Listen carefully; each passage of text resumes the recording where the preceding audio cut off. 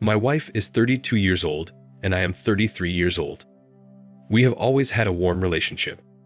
We were high school sweetheart and got married after she got pregnant.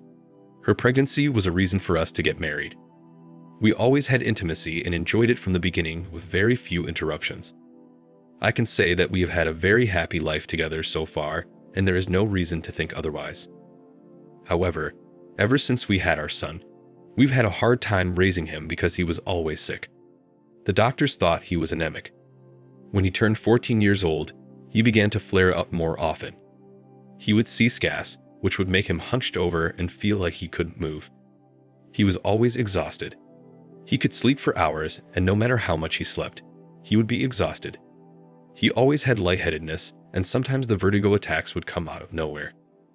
We usually found out when we did blood work because he was always sick, and we were frustrated because we never knew the cause and since it was so random. I always felt bad about what he was going through because I don't know anyone in my family with this type of disease, and we never did a test to find out where it came from since it might not have been hereditary.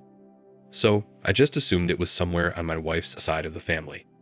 The doctor did some tests, and they always showed that he had anemia, which could be hereditary or acquired, so we weren't sure. It affected our family, and it became our new normal. Luckily, we went to another doctor, and he discovered he had celiac disease. He eliminated gluten, and he felt like a normal person again. Celiac disease is hereditary, meaning it is inherited. Oddly enough, my wife and I were both happy because for the first time in our lives, we could actually control the exacerbations, and we're not going to continue to arrange our lives based on hospital visits and being prepared to take our son to the emergency room at any moment. We were relieved for once in 14 years. Little did we know that this would only be the beginning of the destruction of our marriage, knowing that the root cause of where he inherited his disease from would be devastating to our family and would reveal a 15-year-old secret that only my wife could answer. The doctor recommended that my wife and I get a blood test to find out which part of the family the disease came from. We did the blood test, and it came back negative. This means no antibodies to celiac disease were detected in our blood. We did another test, and the result was the same. At our next visit, the doctor was confused and asked if our son was adopted. We said no. He kind of stopped there, but it was awkward and I noticed my wife was uncomfortable. As we drove home from the doctor's office, I was unusually quiet. My thoughts were turning to the time our son was conceived. I remember suggesting jokingly that we take a paternity test at that time because I was still using protection. She could have freaked out or taken a defensive stance, but all she had to do was act normal to make it go away. I was actually joking, and now more than ever, I regret it. She knew I was joking. Now I have my doubts. I didn't dare question her about it, even though the thought was unthinkable. I raised him from birth. He is my world. He is my legacy. The sleepless night, the pain and suffering, the deception to something that was beyond my wildest dreams. The thought that he might not be mine was something unfathomable. I was afraid to even take a DNA test because of what I might find. I finally mustered up the courage to order a test kit online and mailed it in. The result came back. My world came crashing down. I didn't know what to do. I can't understand it. We went to college together and had very few problems. We had, or so I thought, a happy life together. We have similar work schedules, and I never once suspected anything was going on behind my back. And yet, this is not my son. When she came home that day, she found me lying on the floor with a half-empty bottle of whiskey. I didn't even notice she was home until she tried to wake me up. I asked her who the baby's father was, and she backed off and looked embarrassed. She then replied in anger that the father was me. I told her she lied, and she lied to me for 14 years. I told her I had a DNA test, and it showed he was not mine. She asked me if she could see the DNA test, and I told her no and for her to answer the damn question. Instead of answering questions about who the biological dad is, she tried to turn the tables on me by mumbling about how I could do a paternity test for our son, as if I had done something wrong by taking a paternity test. Trying to imagine that taking a paternity test was worse than dealing with another man, and then bringing home a child from 14 years ago, and lying to me to raise him as my own. Trying to make it seem like it was my fault for taking the DNA test. I told her she was the cause. While our son has been in agony for 14 years, she knew the cause, she should have known, But she let him suffer and let me suffer to hide her secret.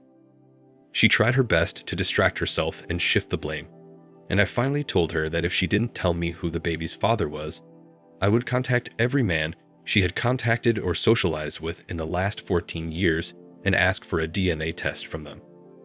My eyes were blood red, so she knew I was completely serious. She finally couldn't take it anymore, telling me he belonged to a coworker from her previous job. She told me that she had been in love with this guy for about a month. They had intimacy a couple times, and then they stopped because she loved me so much, and for that whole month, I suspected absolutely nothing and happily lived my happy life until now.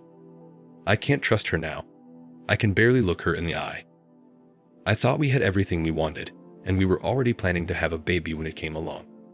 We were happy.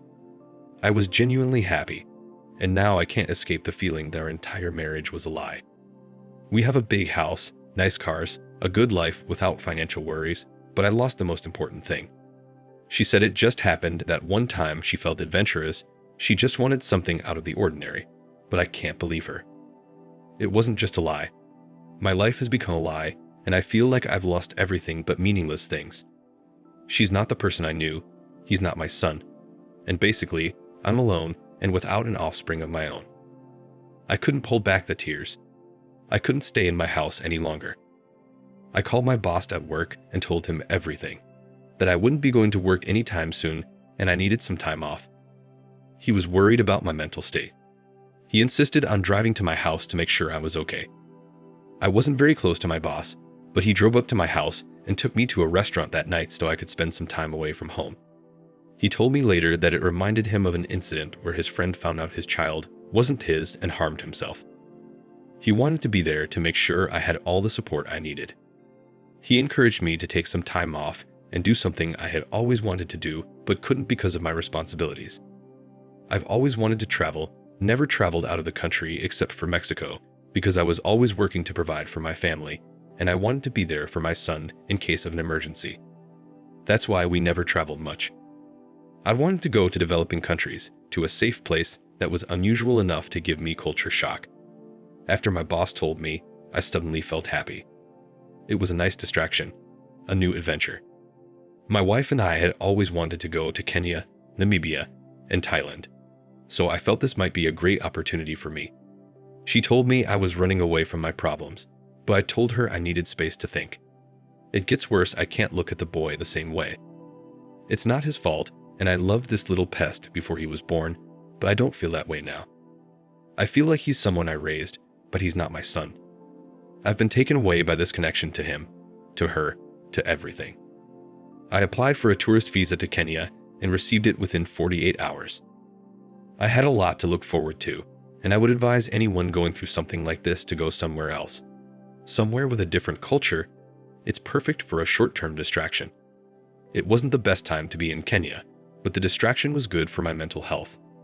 Literally for a few hours, I didn't have to think about my son or my wife, just the locals and nature.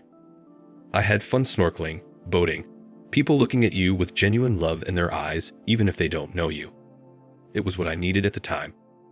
But after a week in Mombasa, I went home to get my house in order. I made a decision to divorce my wife. When I got home, I wanted to go back to where I just came from. Home is not home when she is here. I can't look at her. I can't stand her voice, and I have become cold to the boy, which makes me feel completely miserable. He's a smart kid, and he already knows something's wrong, but I can't help it. I won't leave the boy, ever. I feel disconnected from him, and I also attribute that to the fact that this is breaking news. Either way, it has to stop, and I know it. My marriage is different. My wife wanted us to go to marriage counseling, saying it happened a long time ago, and she has been good ever since. Or what can I say? She never cheated on me again after that.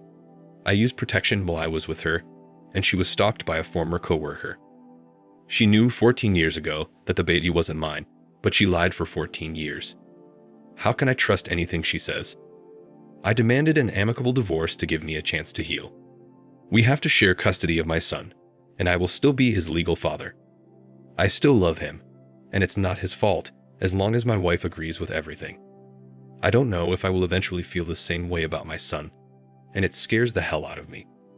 I told my soon-to-be ex-wife that I want her to contact the biological father and let him know. Right now, it's better for things to come out. She wanted me to keep it from the biological father, as well as family and friends. I agreed as long as, until the divorce was finalized, I would tell my parents. Telling my parents would be a hard pill to swallow. I'm still young, I can still start a new family, and it will be the best way to get over the cheating. Right now, I have already filed for divorce, and it will be finalized in the next 6 months. Right now, I'm mainly looking for an apartment, and will leave the house to my soon-to-be ex-wife and son. Thank you for watching.